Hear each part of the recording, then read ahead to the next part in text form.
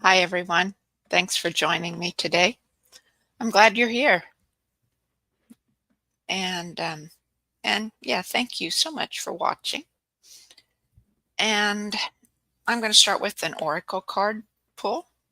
And here it's from my tree oracle deck. And this morning, two cards wanted to be read. And the first card, I haven't looked at them. The first card is the spruce.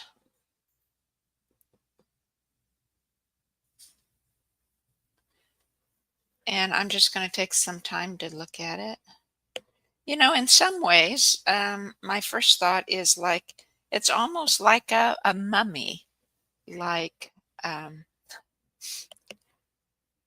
what came to mind, I haven't, um, in going without a guest and in just speaking what spirit speaks through me, I haven't intentionally planned to just do moon energies, um, but it's what wanted to be spoken today again. That's what was given me. And I don't know all that I'm going to say about it, but part of the last quarter moon energy in Gemini this week, it climaxes on Saturday, is to bring mental clarity.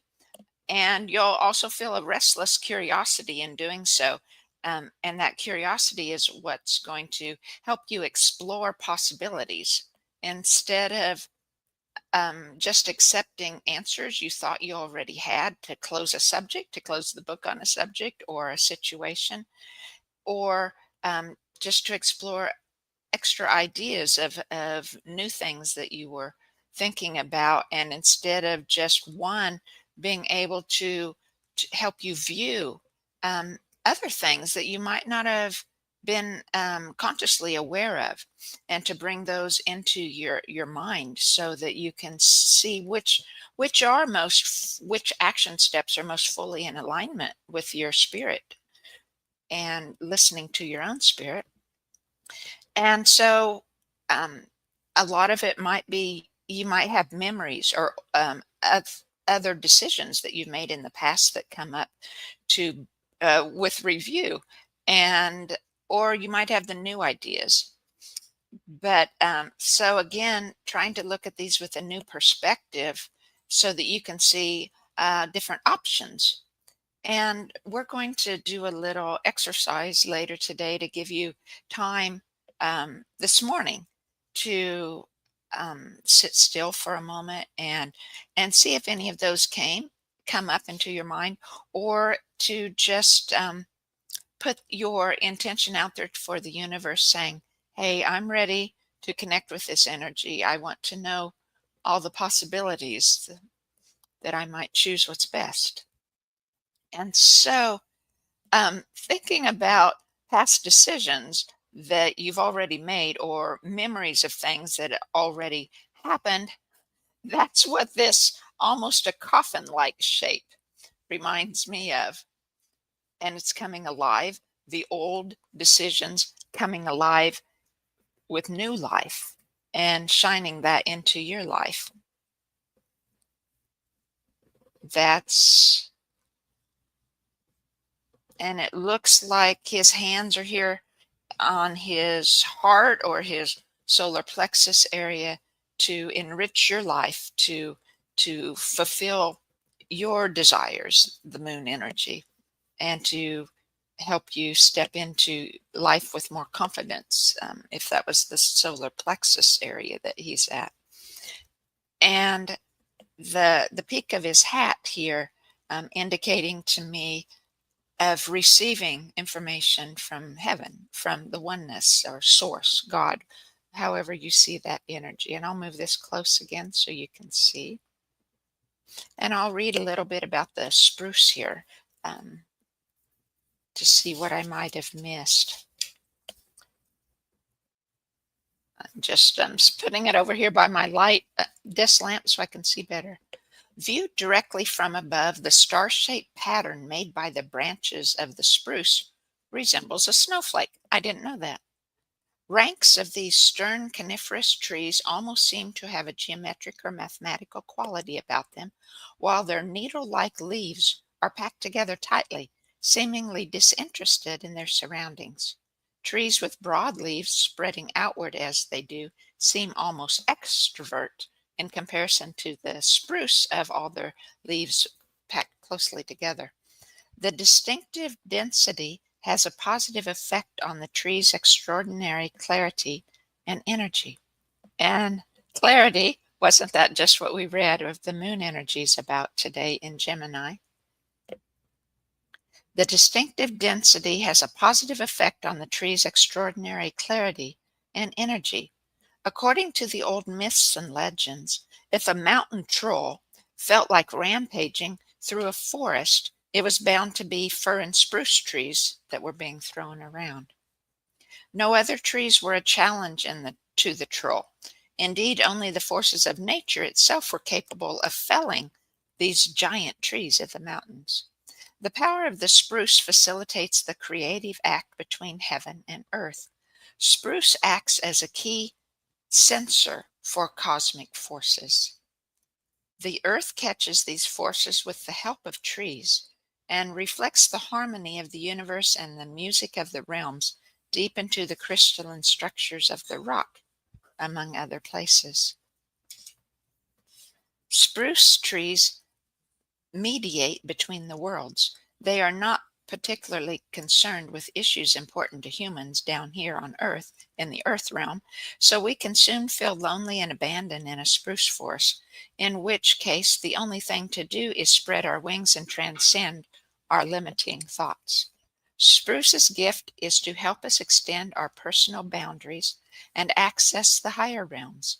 This is the doorway into the universal harmonic, the Tao, which confers great integrity and power, confers great integrity and power. So be worthy of that.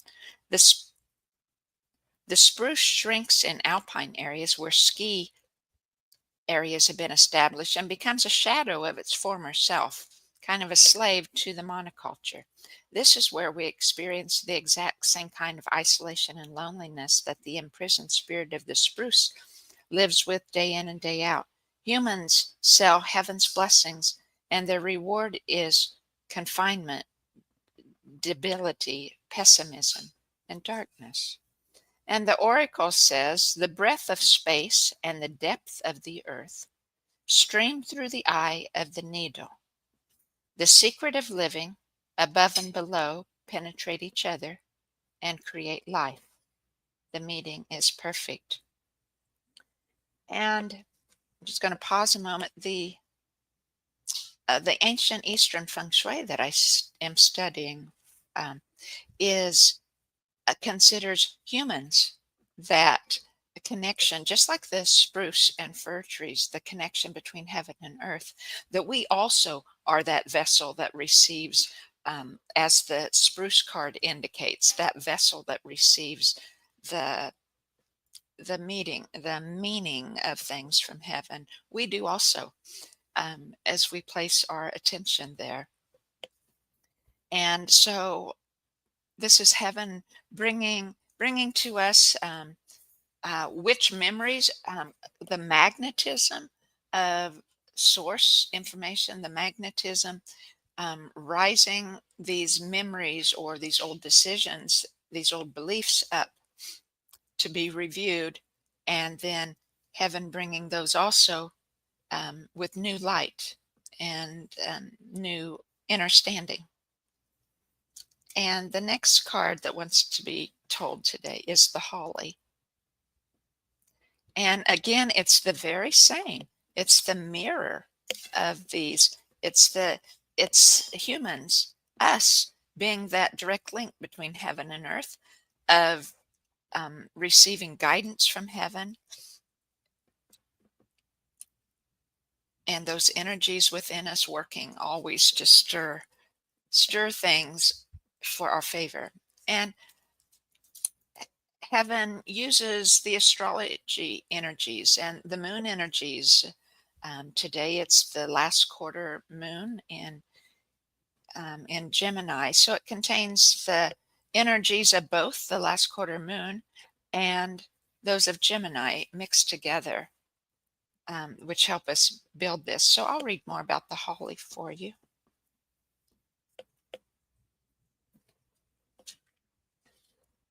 We all know that the holly is prickly, a characteristic that we may not like. But the holly's thorns also spur us on or even wake us up.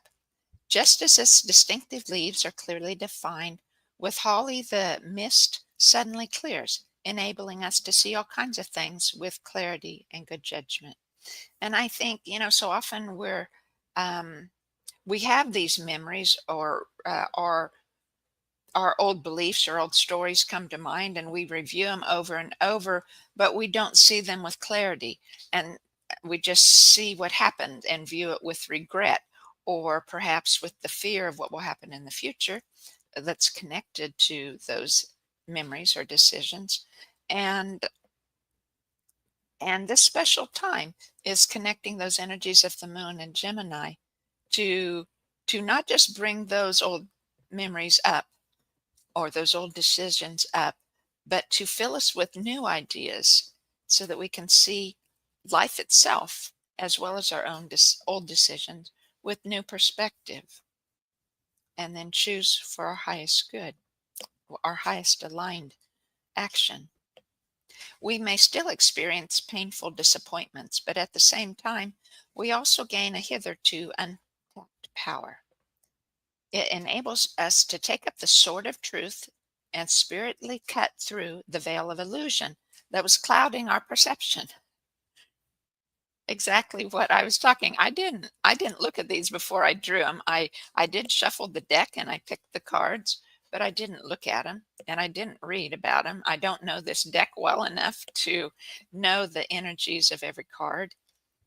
Um, but it's just beautiful how spirit works to guide us. It enables us to take up the sword of truth and spiritly cut through the veil of illusion that was clouding our perception.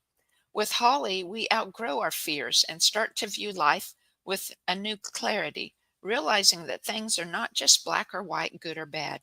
With Holly's medicine, we can see the variety of color in our rich and often complex lives.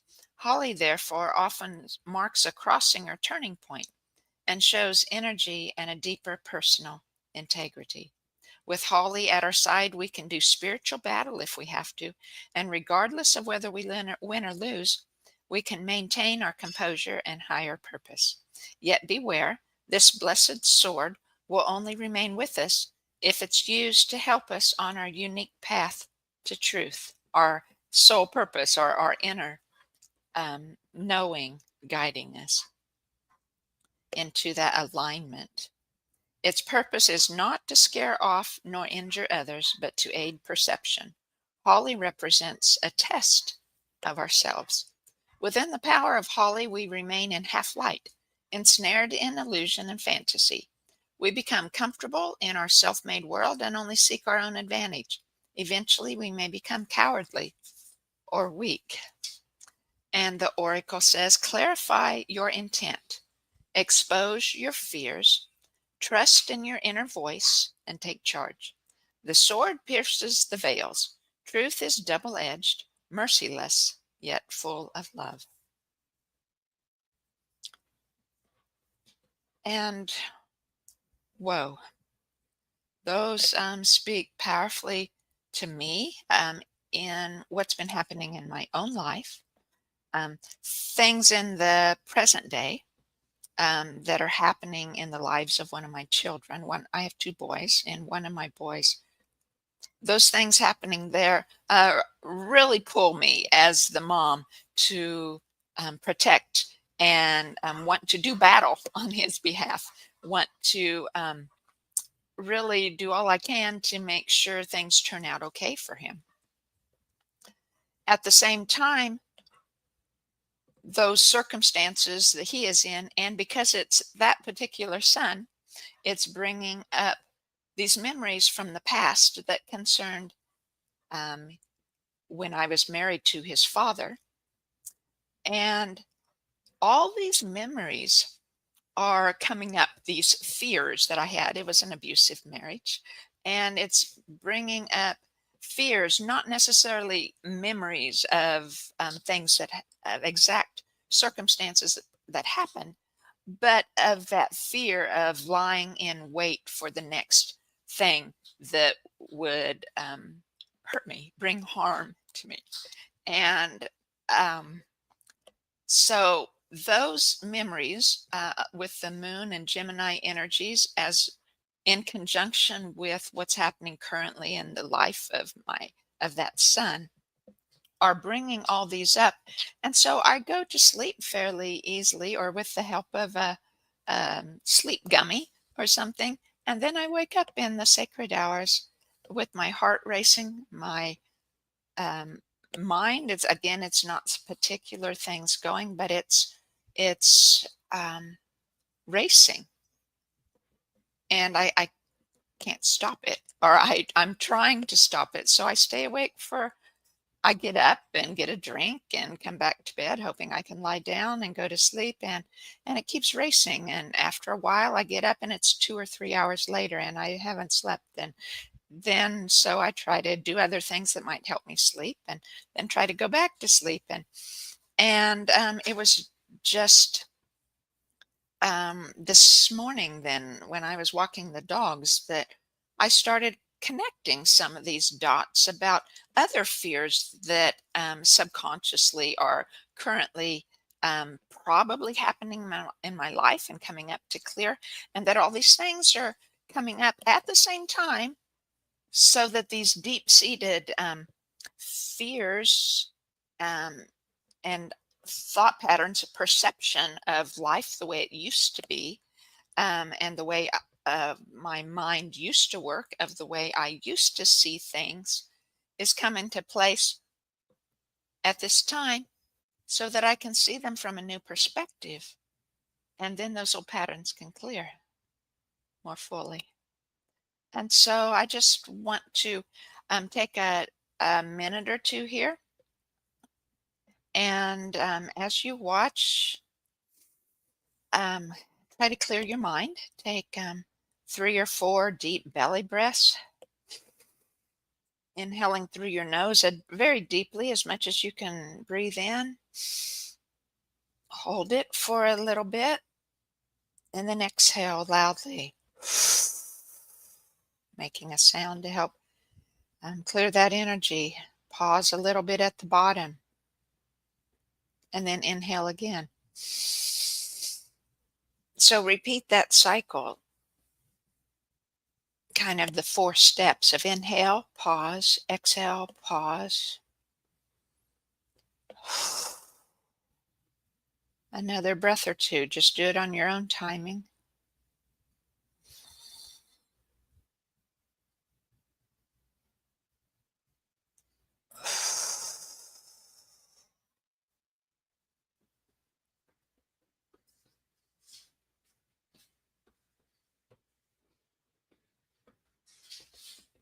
Okay. I would like you now just to sit in quiet for another moment, opening your heart and your mind to receive whatever memories or decisions or ideas are being brought into your conscious awareness, um, that you can ask for a new perspective on, or just to open that door for that to happen at a later time, today or during this week, as those energies work in your life and all around all of us.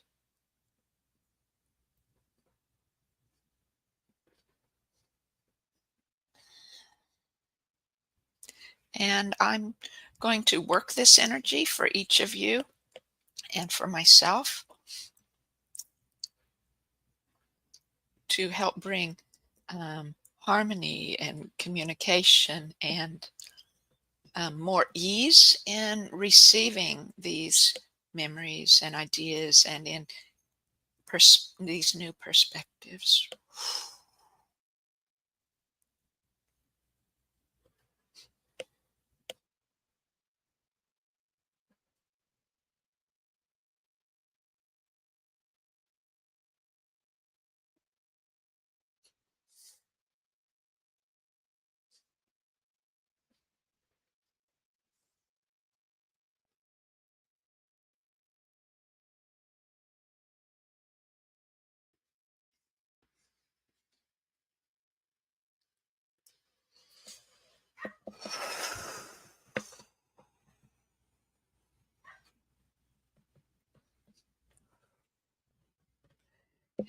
share those intentions with the universe.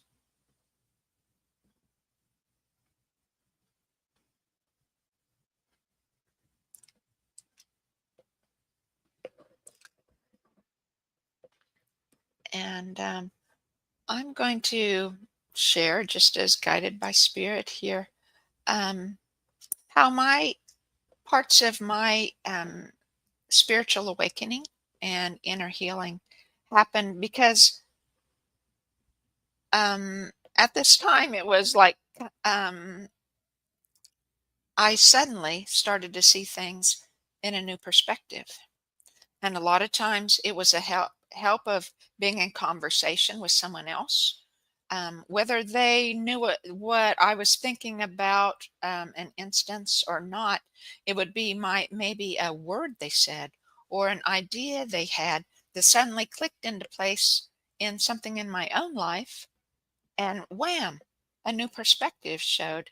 And to have that, I think there's two things we need to start with, based on just my own life anyway. And the first thing, I started in this inner awakening about in the year 2002, something like that. So about what, 23 years ago. And I felt a yearning inside for something um, that needed changing. I wanted to go deeper with God or spirit, and kind of to that next level of understanding and wisdom. And I was still going to a Christian church at that time. And the group I was in was studying the Jabez prayer. And I don't even remember it very much at this time, but it had to do with the man Jabez was praying for God to increase his boundaries, basically in abundance, but also in wisdom and knowledge and in spiritual wisdom and connection, to increase his boundaries, and that he was willing to receive whatever it was that God wanted him to have at that time. Again, I don't remember for sure the whole prayer. And so I that really rang true to me. And so I started praying that day and night. It was kind of my mantra almost, or my go-to in my thoughts. It was what was driving me. I wanted that fully with all my heart, to have whatever God wanted me to have next. And things started changing in my life. It wasn't very long, a month or so, and things started changing. And within 2 years, I went through a rapid transformation, basically, of my life. I wasn't married, but I was in a um, dating relationship at the time, and um, I broke that off, and I changed the churches I was going to, and I changed the careers I was in. Um, and sometimes it wasn't always um, by my own conscious wanting that to happen, but circumstances arranged in my life, and it was the step I knew that was next. And so, in a couple years, then I was on a new path. I was in a different church, but still work. Learning many new things that I'd never heard before, that weren't ever taught in the other churches I'd gone to. And so I was learning there anyway, new things. But all these shifts and changes took curiosity of, well, what's going to happen? Right? It's like I wanted that with all my heart. So, okay, what's going to happen? I went, not necessarily without fear or trepidation, without a little concern, but I had to. I couldn't not. I had this driving force of this desire in me, and enough curiosity to start seeing the world differently, to open me to hear different words that people were saying, or uh, see something, or receive inner knowing or something. It was just the start of my path. And then I had met my current husband, and we had knew we were right for each other right away, and got married within a few months, and we're on this path together of seeking new things, or being open to whatever that next step was spiritually. And more things started shifting and shifting. We had left the organized religion, and we had moved and changed jobs again, and things, many things changed, and it wasn't all continuous progress for me. It was like, probably it was too much at that time, maybe, and I'd kind of closed down, and said, that's enough. Or maybe I had stepped too much into old stories when some kind of traumatic events happened concerning my dad passing away. And so it was all these things that always brought me to forward, a little bit at a time. And then again, it picked up highly. I got to a place in 2019 then that I just couldn't keep pushing anymore. I had to stop and go revisit all those things that had happened in my life, and look at them from a new perspective, right? See, what was I doing wrong? What can I change? What do I need to go to next? What is right for me at this time? And that's how I found biofield tuning. Just being led by spirit, and the curiosity and opening to see things from new perspectives. And so I just wanted to share that's part of the journey. I hope your journey happens much quicker than mine did. Mine was kind of quick at the first and very slow some years, and then quick at the end. And yours might be different because the energies are much different now, astrologically, than they were back then. We went through many changes over the last 12 months or 14 months. There was 7 or 9 different large um, planet changes and star changes, and things that um, is really um, changing. Sorry, my husband left me a note of something that was happening here. So anyway, that just distracted me. So I'm sorry for rambling if I did, but it can happen at different speeds. It doesn't happen right away. And just be open and maintain, let's say, cultivate. That's what the energies are now doing. They're nourishing or cultivating that desire for more of the inner wisdom, more of the spiritual connection, more of truth, of whatever truth it is that you're meant to see and you're meant to find, and that your heart desires. And so just nourish that desire for truth, nourish that curiosity, give yourself time to stop what you're doing, stop the busyness, the keeping doing things that we're pushed in the world. um, Find time to ground yourself and calm your mind. We're so often in hyper fight or flight, a chronic low grade, not like you're running for your life, but chronic low grade fight or flight. And find time to deeply ground, sorry, to calm your mind. I was trying to put those two words together. And maybe it's guided meditation, maybe it's working in your garden, maybe it's running, whatever it is that you find that calms your mind and helps you connect to spirit,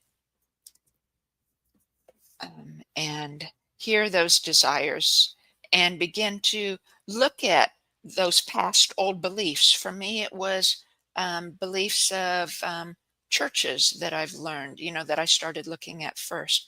And it also then involved things in the world happening. that I was waking up to realize it wasn't what I thought and or what I was taught.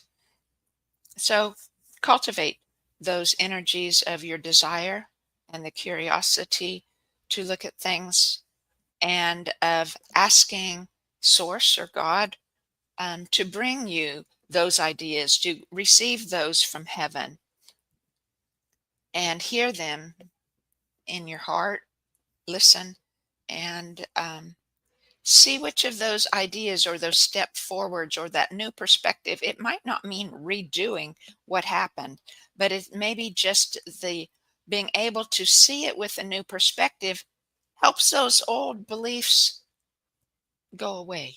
And so they're not bothering you, or helps the worry, or helps the, like for me, the worry or anxiety or fear that still pops up in the circumstances I'm going to based on what happened in the past to me.